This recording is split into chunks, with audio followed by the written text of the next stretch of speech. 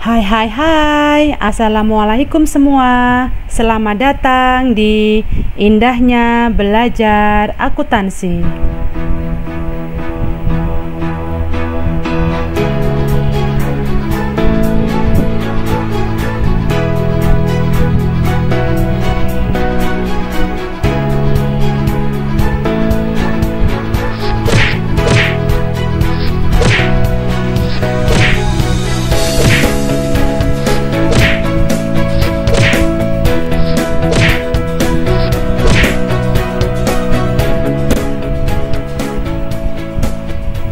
Oke, pada kesempatan hari ini kita akan belajar metodologi penelitian bersama Indahnya Belajar Akuntansi. Tahapan pembelajaran metodologi penelitian: yang pertama, dasar-dasar penelitian; yang kedua, penelitian kualitatif; yang ketiga, penelitian kuantitatif; yang keempat, membuat proposal penelitian. Di antaranya ada pendahuluan, kajian pustaka, dan metodologi penelitian.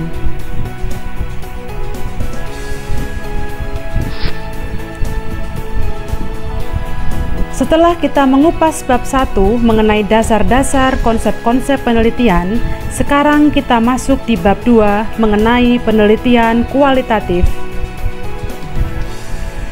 Tujuan pembelajaran penelitian kualitatif adalah: yang pertama, memahami definisi dari penelitian kualitatif; yang kedua, memahami ciri-ciri penelitian kualitatif; yang ketiga, reliabilitas dalam penelitian kualitatif; dan yang keempat, sistematika penelitian kualitatif.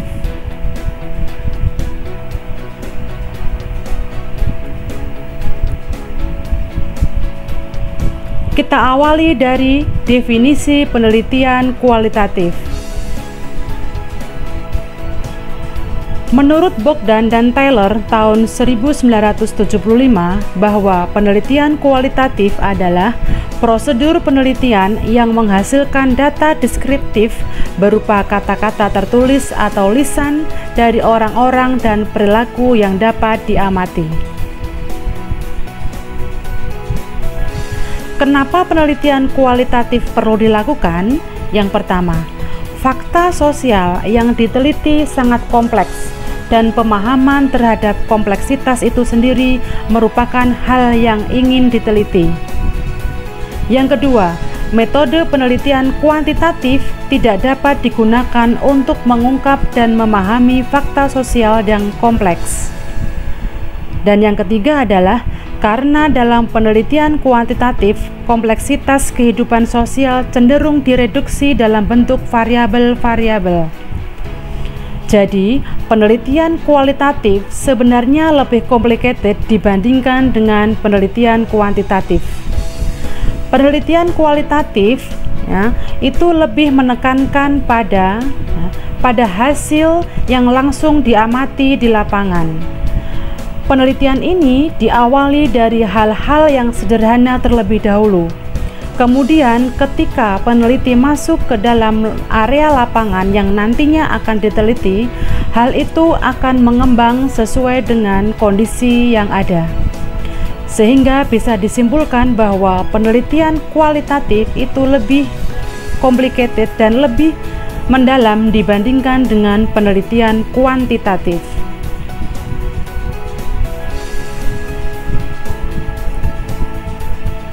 Dasar teoretis penelitian kualitatif. Ada beberapa pendekatan tentang dasar teori penelitian kualitatif. Yang pertama, pendekatan fenomenologis. Apa itu pendekatan fenomenologis? Yang pertama, mempelajari bagaimana kehidupan sosial ini dan melihat tingkah laku manusia, yaitu apa yang dikatakan dan dilakukan sebagai hasil dari bagaimana manusia mendefinisikan dunianya. Yang kedua, berdasarkan pemikiran ini, maka untuk mengerti sepenuhnya bagaimana kehidupan sosial tersebut berlangsung, maka harus memahaminya dari sudut pandang pelaku itu sendiri. Dan yang ketiga, Penelitian fenomenologi berupaya menangkap proses, interpretasi, dan melihat segala sesuatu dari sudut pandang orang-orang yang diteliti. Dan aspek subjektif dari perilaku manusia dianggap sangat penting. Ya, jadi untuk pendekatan fenomenologis, ya, selain dari peneliti langsung terjun ke lapangan, di samping itu juga peneliti setiap hari, ya, bahkan atau dalam kurun waktu yang dekat, gitu, yang padat, peneliti ini bisa langsung terjun ke lapangan, meneliti apa-apa yang mereka ingin ketahui. Misalnya ingin mengetahui tentang biografi seseorang, misal Mr. X. Peneliti akan terjun ke lapangan dengan melihat apa-apa yang dilakukan oleh Mr. X. Tindakan-tindakan setiap kegiatan apapun yang dilakukan Mr. X, peneliti harus mengetahuinya. Sehingga hal ini dapat digunakan peneliti untuk menyimpulkan apa hasil dari penelitiannya. Penelitian kualitatif tidak boleh yang namanya mereka-reka, tidak boleh yang namanya memprediksikan sesuatu. Memprediksikan sesuatu itu hanya dilakukan, ketika peneliti itu belum masuk ke lapangan. Melihat secara umum, melihat secara general itu diperbolehkan. Tetapi ketika peneliti ini sudah masuk ke lapangan, maka peneliti itu harus benar-benar mengkaji, melihat langsung, menganalisa sendiri apa-apa subjek yang nantinya akan diteliti, sehingga nanti didapatkan bahwa apakah ada perbedaan antara prediksi yang dia lakukan di awal dengan penelitian yang benar-benar dilakukan di lapangan. Ya. Jadi untuk fenomenologis itu menyebutkan bahwa peneliti harus terjun secara langsung ke lapangan, meneliti subjek yang nantinya akan diteliti secara lebih mendalam. Kalau ingin meneliti mengenai tempat, ya, suatu tempat, ya, misal penelitian di tempat-tempat bersejarah dan lain-lain, maka peneliti ini juga harus langsung terjun ke lapangan, mencari informasi-informasi mengenai sejarah berdirinya tempat ini, baik melalui wawancara, baik melalui pendekatan khusus kepada pihak-pihak yang nantinya akan dimintai sumber keterangan. Ya, itu namanya adalah pendekatan fenomenologis. Selain pendekatan fenomenologis, ini ada yang namanya pendekatan interaksi simbolik, yaitu menekankan pentingnya makna sosial dari perilaku manusia yang melekat pada dunia sekitarnya. Yang kedua, melihat bahwa tingkah laku manusia itu memiliki social meaning yang melekat pada dunia sekitar kehidupan manusia. Yang ketiga, konsep diri merupakan definisi yang diciptakan melalui interaksi dengan orang lain. Dan yang keempat, untuk mempelajari tingkah laku manusia perlu memahami sistem makna yang diacu oleh manusia yang dipelajarinya. Jadi, untuk penenggatan interaksi simbolik ini adalah peneliti menekankan pentingnya makna sosial, hubungan interaksi yang terjadi pada subjek penelitian yang nantinya akan diteliti. Ya, apakah perilaku ini sudah melekat pada kondisi lingkungan yang subjek penelitian tempati, gitu ya, ataukah kondisi-kondisi yang memperlihatkan subjek penelitian ini berperilaku atas kondisi lingkungan atau kondisi kehidupan manusia di sekitarnya. Jadi selain pada lingkungannya, hubungan pada lingkungan, ya, interaksi simbolik ini juga memperlihatkan hubungan antara subjek, ya, antara orang dengan lingkungannya. Jadi orang dengan orang dan orang dengan lingkungannya, interaksinya seperti apa, simbol-simbol apa, ya, yang dimunculkan, ya, bagi orang yang nantinya akan kita teliti, atau tempat yang nantinya akan kita teliti, atau suku yang akan nantinya kita teliti. apakah simbol-simbol yang mereka miliki itu didasarkan, itu dipengaruhi oleh lingkungan sekitarnya atau hubungan interaksi antara orang satu dengan orang lainnya. Jadi difokuskan pada tingkah laku subjek penelitian yang nantinya akan diteliti. Sedangkan di sini ada pendekatan budaya, menekankan pentingnya sistem budaya dalam kehidupan masyarakat yang mencerminkan sistem makna masyarakat tersebut. Untuk mempelajari tingkah laku manusia, di samping perlu mengamati tingkah laku itu sendiri, juga perlu melacak makna di balik tingkah laku tersebut. Sehingga diperlukan penelitian mendalam ke inner behavior karena selalu ada sistem makna di balik setiap tingkah laku manusia. Ya. Jadi ini ada keterkaitan dengan pendekatan interaksi simbolik. Jadi kalau pendekatan budaya ya, itu dikaitkan dengan sistem masyarakat itu sendiri. Ya. Kalau tadi pendekatan interaksi simbolik itu ditekankan pada perilaku antara orang dengan sekitar gitu atau dengan lingkungannya, kemudian orang dengan orang di sekelilingnya.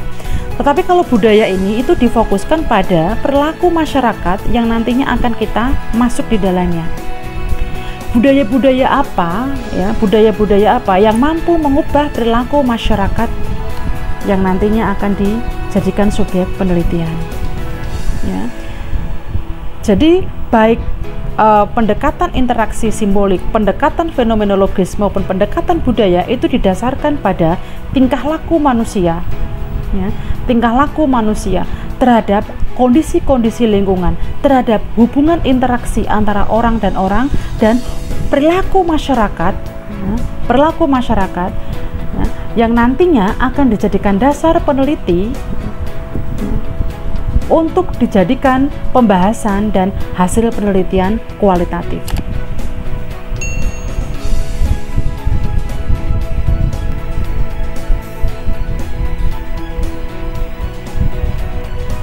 Oke, kita masuk ke dalam ciri-ciri penelitian kualitatif. Yang pertama, bersifat induktif, penerjemahan dari khusus ke umum. Melihat setting sosial dan manusia sebagai satu kesatuan. Memahami tingkah laku manusia dari sudut pandang mereka yang diteliti. Hubungan peneliti dengan yang diteliti bersifat interaktif dan tidak dapat dipisahkan. Proses penelitian yang dilakukan dianggap penting selain hasil penelitian itu sendiri. Dan yang terakhir adalah bersifat humanistik. Ya, jadi ada 6 ciri-ciri penelitian kualitatif. Ya, bersifat induktif. Ya. Awalnya ada hal-hal yang bersifat khusus, ya, hal-hal yang bersifat kecil. Kemudian ketika peneliti itu masuk ke lapangan, ya, itu akan menemukan hal-hal yang luas, ya, hal-hal yang lebih complicated. Itu adalah penelitian kualitatif yang bersifat induktif. Ya. Jadi kalau bersifat induktif itu yang awalnya hanya penelitian-penelitian yang mereka anggap itu atau pandangan-pandangan yang mereka anggap itu hal kecil, tetapi ketika masuk di dalamnya itu nantinya akan menjadikan sebuah pembahasan atau permasalahan-permasalahan yang lebih complicated. Jadi untuk penelitian kualitatif ya, permasalahan itu bisa berkembang. Awalnya mungkin kita hanya meneliti atau mengangkat sebuah masalah satu gitu ya, X misalnya. Tetapi ketika peneliti ini masuk di lapangan, ya, terjun langsung di lapangan, maka selain masalah X yang mereka teliti, ada masalah Y, N dan lain-lain. Ya. Masalah Y dan N ini atau masalah lain-lain ini itu harus juga diungkapkan ke dalam penelitian kualitatif. Ya. Yang awalnya hanya mengambil atau mengangkat masalah X gitu ya, tetapi pada akhirnya nanti peneliti juga akan mengangkat masalah-masalah yang ada di lapangan. Jadi semakin berkembang masalahnya. Jadi penelitian kualitatif itu kebanyakan kebanyakan untuk permasalahannya itu adalah berkembang, ya. Jadi tidak konsisten pada masalah yang diangkat di awal gitu ya, tetapi mengalami perkembangan.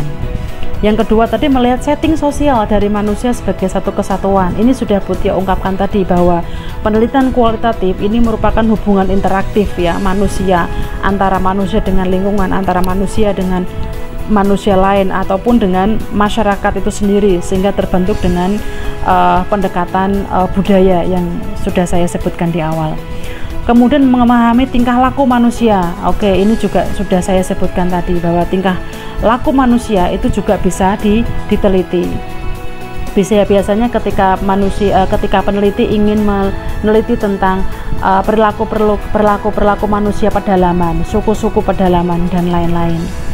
Kemudian hubungan peneliti dengan yang diteliti bersifat interaktif dan tidak dapat dipisahkan. Lah, memang kalau penelitian kualitatif ini peneliti benar-benar harus terjun ke lapangan. Kalau ingin meneliti tentang tempat atau meneliti tentang orang pribadi gitu ya, misal sosok figur gitu ya, kita memang seorang peneliti harus benar-benar mengikuti pola kegiatan mereka.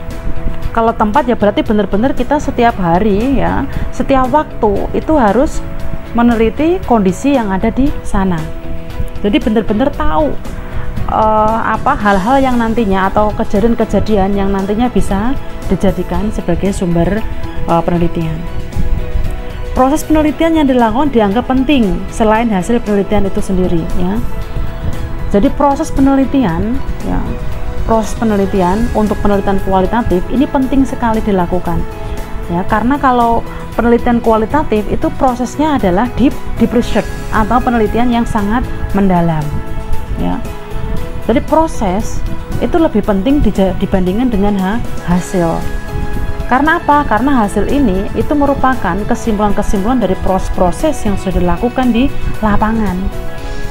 Kalau prosesnya ini salah, maka akan menghasilkan hasil yang kurang tepat. Ya.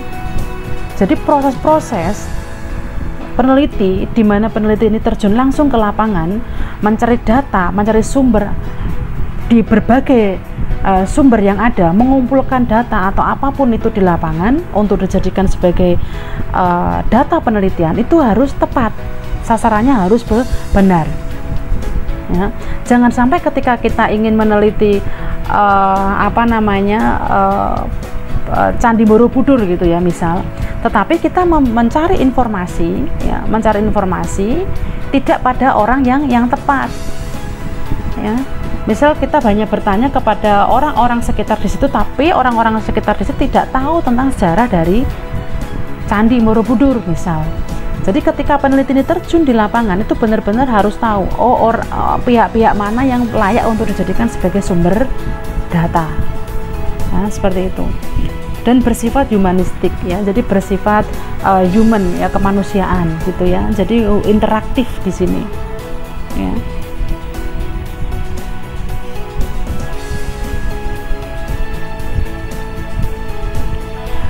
Kemudian ada reliabilitas penelitian kualitatif. Dalam penelitian kualitatif yang dipentingkan adalah ketepatan dan kecukupan data. Reliabilitas dilihat dari kesesuaian antara apa yang dicatat sebagai data dan apa yang sebenarnya terjadi di lapangan, bukan pada ketaat-asasan di antara beberapa hasil pengamatan. Jadi kesesuaian antara data dan kondisi yang benar-benar yang ada di lapangan. Ya, ketepatan data. Yang kedua, penelitian kualitatif memiliki hipotesis kerja yang dirumuskan pada saat pengumpulan data dan terus-menerus disempurnakan. Yang ketiga, hasil penelitian kualitatif dapat digunakan untuk generalisasi tidak hanya pada latar substansif yang sama, tetapi juga pada latar substansif lainnya atau grounded research. Ya, jadi data yang dikumpulkan pada penelitian kualitatif itu harus tepat dan cukup. Ya, kalau data tidak tepat dan belum cukup, maka hasil penelitian kualitatif ini berarti tidak reliable atau kurang valid. Jadi untuk mendapatkan data yang reliable ya, baik untuk mencukupi ketepatan dan kecukupan data ya, maka yang harus dilakukan peneliti adalah benar-benar ya, harus benar-benar langsung terjun ke lapangan dan mencari sumber-sumber informasi yang reliable.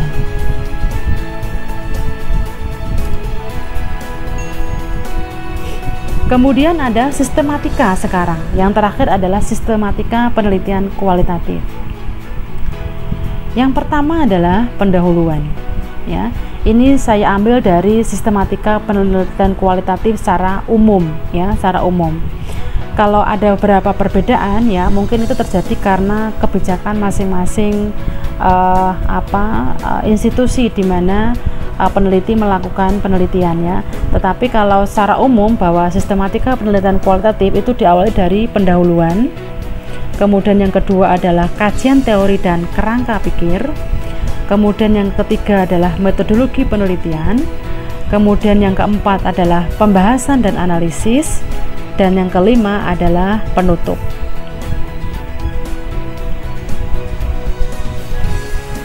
Kita masuk ke dalam pendahuluan. Isinya apa di bab pendahuluan? Yang pertama adalah latar belakang masalah, menggambarkan fenomena-fenomena yang memunculkan masalah. Yang kedua adalah identifikasi masalah, yaitu mengidentifikasi atau memerinci masalah-masalah yang terdapat dalam latar belakang. Kemudian ada pembatasan masalah, yaitu membatasi pada masalah yang akan diteliti. Kemudian perumusan masalah, yaitu merumuskan masalah yang terfokus pada permasalahan yang akan diteliti. Kemudian tujuan penelitian, yaitu merumuskan apa-apa yang ingin dicapai dalam penelitian. Dan yang terakhir adalah manfaat penelitian, mendeskripsikan manfaat yang didapatkan dari hasil penelitian. Manfaat dapat ditujukan untuk pribadi, pembaca, maupun institusi. Ya, jadi ada 6 hal yang nantinya akan digunakan peneliti untuk dimasukkan ke bab 1 atau pendahuluan. Kemudian di bab 2 yaitu ada kajian teori dan kerangka pikir. Mengupas yang pertama adalah kajian teori, yaitu menelaah teori-teori yang kemudian memunculkan paradigma. Yang kedua, penelitian yang relevan, yaitu mengkaji hasil-hasil penelitian yang relevan dengan menelaah kekurangan sehingga perlu dilakukan penelitian kembali. Ini contohnya adalah penelitian-penelitian terdahulu gitu ya, dihasilkan dari jurnal-jurnal peneliti yang jurnal-jurnal penelitian orang-orang yang terdahulu sudah melakukan pada tempat atau konsep yang sama dengan penelitian kita, yaitu nanti kita kumpulkan, kemudian kita kaji ulang apakah ada perbedaan hasil dan lain-lain. Kemudian ada hipotesis tindakan, yaitu mengajukan hipotesis mengenai tindakan apa yang diyakini efektif hasilnya, ya. Jadi hipotesis ini merupakan jawaban sementara gitu ya, jawaban sementara atas penelitian yang nantinya akan kita lakukan gitu ya. Kemudian pertanyaan penelitian, yaitu mengajukan pertanyaan penelitian berdasarkan masalah yang diajukan ya. Ada 4 hal yang nantinya akan dijadikan konsep membuat bab 2 tentang kajian teori dan kerangka pikir ya. Kalau Butia kupas sedikit ya, untuk pertanyaan penelitian ini hampir sama ketika kita ingin merumuskan sebuah masalah ke dalam konsep kerangka pikir gitu ya. Jadi ketika permasalahan-permasalahan kita sudah menemukan yang di bab pendahuluan yang awal tadi, kemudian kita masukkan juga ke dalam bab 2 tetapi dalam bentuk kerangka pikir, gambar kerangka teoritis ya, merumuskan gambar dari pertanyaan yang sudah ditemukan di bab 1. Bab 3 tentang metodologi penelitian, yang berisi tentang lokasi dan waktu penelitian, menunjuk tempat dan waktu dilaksanakan penelitian. Yang kedua, subjek penelitian, menjelaskan penelitian dilaksanakan di kelas yang mana. Kemudian bentuk penelitian, menjelaskan bentuk PTK yang dilakukan. Yang keempat, sumber data. Data-data yang digunakan misal dengan menggunakan dokumen, hasil observasi, wawancara, dan angket. Kemudian ada teknik pengumpulan data. Teknik pengumpulan data yang digunakan misalnya dengan wawancara, observasi, angket, dan tes hasil belajar. Kemudian instrumen penelitian menjelaskan alat apa yang digunakan untuk mengumpulkan data selama pelaksanaan penelitian tindakan berlangsung. Contohnya menggunakan angket, tes pedoman wawancara, pedoman observasi, dan dokumen. Ya. Jadi untuk di bab metodologi penelitian itu ada enam hal yang nantinya akan dimasukkan ke dalam hasil penelitian kita. Ada lokasi, ada subjek, ada bentuk penelitian, ada sumber data, ada teknik pengumpulan data, dan instrumen penelitian.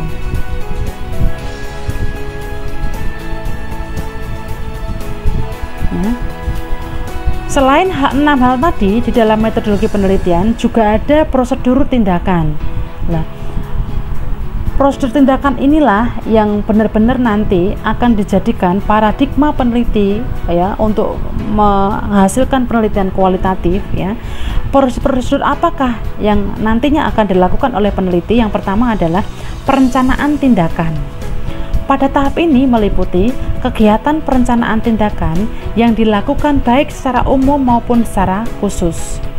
Perencanaan umum dilaksanakan pada awal kegiatan penelitian yang meliputi penentuan tindakan umum, instrumen penelitian, dan pengukuran keberhasilan. Sedangkan perencanaan khusus dilakukan tiap siklusnya yang lebih menekankan pada implementasi tindakan per siklus. Rencana tersebut dilakukan dengan integrasi tindakan di dalamnya. Ya, jadi tahap pertama adalah perencanaan tindakan. Tahapan yang kedua adalah implementasi tindakan. Pelaksanaan tindakan mempertimbangkan beberapa pencapaian hasil yang diharapkan dalam proses pembelajaran. Ya, jadi kalau prosedur tindakan yang pertama adalah perencanaan tindakan dan yang kedua adalah implementasi tindakan.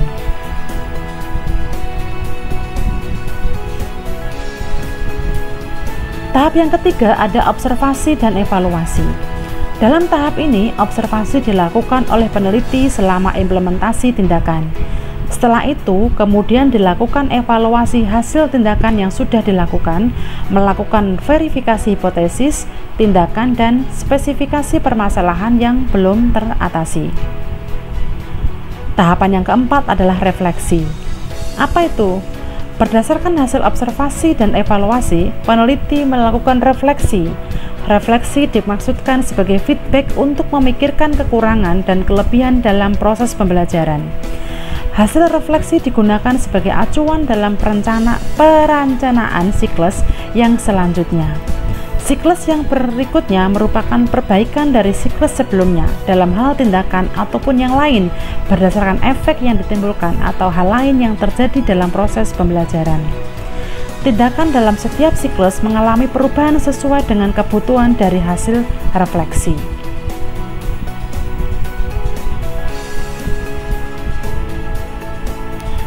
Dan tahapan metodologi penelitian yang terakhir adalah teknik analisis data.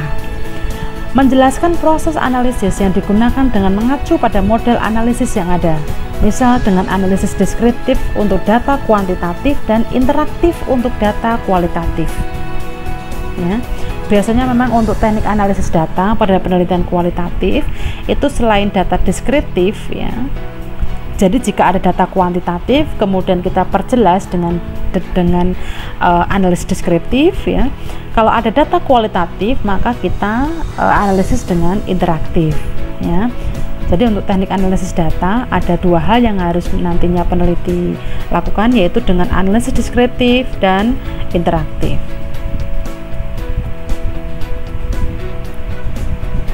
Nah, sistematika pembahasan dan analisis. Yang pertama, deskripsi data. Data umum penelitian ya. Kemudian ada kegiatan pratindakan, kemudian ada siklus 1, siklus 2, dan siklus 3. Jadi nanti deskripsi data ya, itu nanti akan mengupas mengenai data-data umum penelitian. Ya, kemudian kegiatan pratindakan ya, sebelum melakukan tindakan itu kegiatan-kegiatan apa yang nantinya dilakukan, itu semuanya akan dirangkum ke dalam deskripsi data di bab pembahasan dan analisis. Kemudian ada pokok-pokok temuan penelitian, ada menjelaskan inti-inti yang menjadi temuan utama dengan menjustifikasi temuan tersebut. Dan yang terakhir adalah pembahasan atau analisis, yaitu pembahasan pertanyaan penelitian 1, pembahasan pertanyaan penelitian 2, dan pembahasan pertanyaan penelitian N. Jadi pembahasan atau analisis ini itu adalah membahas ya dan menganalisis pertanyaan-pertanyaan yang sudah diajukan di bab 1. Kalau di bab 1 itu pertanyaannya ada 5, ya maka ya pembahasannya ini juga harus ada 5 karena distandarkan atau disesuaikan dengan jumlah pertanyaan yang sudah dimunculkan di bab 1. Berikutnya adalah penutup. Ya, di dalam penutup itu ada simpulan, menjelaskan jawaban singkat atas pertanyaan penelitian yang diajukan secara sistematis. Ya, jadi di dalam kesimpulan ini adalah memuat tentang jawaban-jawaban singkat yang sudah dihasilkan dalam pembahasan. Hasilnya seperti apa itu nanti disimpulkan dalam penutup ya di subbab simpulan. Kemudian ada saran, memberikan rekomendasi hasil penelitian ya kepada peneliti-peneliti yang akan datang, kepada institusi, kepada tempat di mana penelitian itu dilakukan, atau mungkin per orang ya. Kalau penelitian kita adalah biografi orang, maka hal ini bisa dijadikan saran untuk masukan ya, masukan atas hasil penelitian kita kepada pihak yang kita teliti itu ya. Kemudian ada keterbatasan penelitian, yaitu menjelaskan keterbatasan pelaksanaan penelitian. Itu adalah sistematika penelitian kualitatif ya. Jadi tadi ada pendahuluan, kemudian tadi juga ada kajian teori dan kerangka pikir, kemudian ada metodologi penelitian, kemudian ada pembahasan dan analisis, yang terakhir di bab 5 adalah penutup. Oke, terima kasih atas pemahamannya ya, atas kerjasamanya. Bab 2 penelitian kualitatif sudah Budio jelaskan. Jika ada pertanyaan maupun hal-hal yang perlu masukkan atau hal-hal yang ingin dijadikan masukan buat Budio, silahkan kalian bisa mengirimkan masukan atau pertanyaan di kolom komentar atau melalui email yang sudah Budio share di depan. Begitu aja, terima kasih. Wassalamualaikum warahmatullahi wabarakatuh.